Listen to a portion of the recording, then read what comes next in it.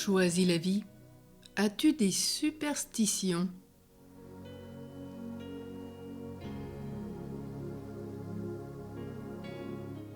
Crois-tu au pouvoir maléfique du chat noir, d'une échelle, de la pleine lune?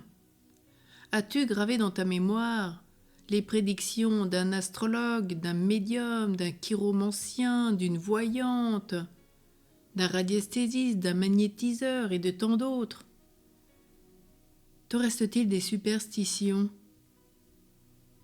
Par exemple, redoutes-tu le vendredi 13? En connais-tu d'abord l'origine?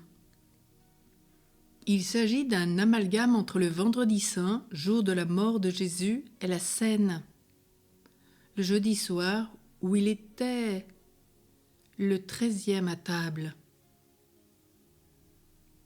Vivre seulement la croix sanglante peut en effet te conduire à percevoir le vendredi 13 comme négatif. Mais si tu vois la croix en gloire, la merveille de l'amour de Dieu qui a sauvé tous les hommes une fois pour toutes en leur ouvrant, s'ils le veulent bien, le chemin du ciel, cette date n'aura plus du tout la même connotation pour toi et au contraire tu te réjouiras. Tu as peut-être encore de fausses convictions que t'ont inculquées les anciens de ton village, les adultes qui s'occupaient de toi dans ton enfance. Alors, lâche-les, et l'araignée du matin ne t'apportera pas le chagrin.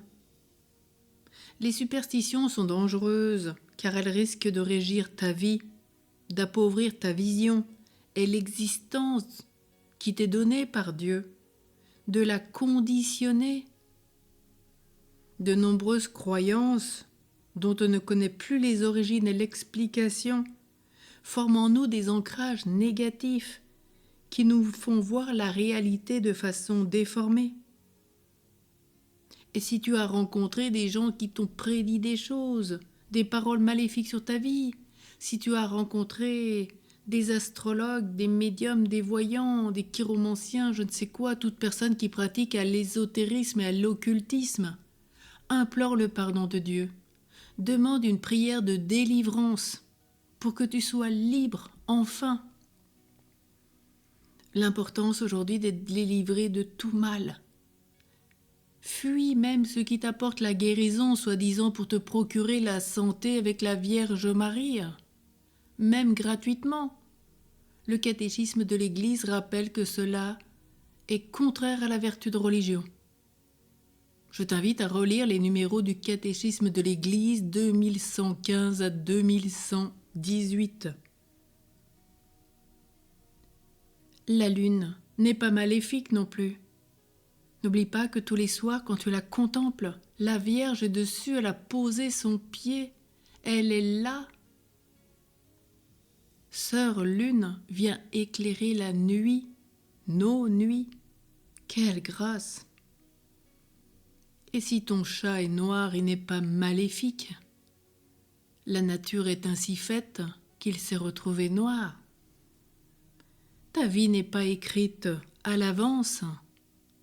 Libère-toi de tous ces chaînes, même des chaînes spirituelles qu'on te propose. Ce n'est pas de Dieu. Ton avenir, c'est le Seigneur. Tu l'écris à chaque instant, avec lui, par lui. Fais-lui confiance.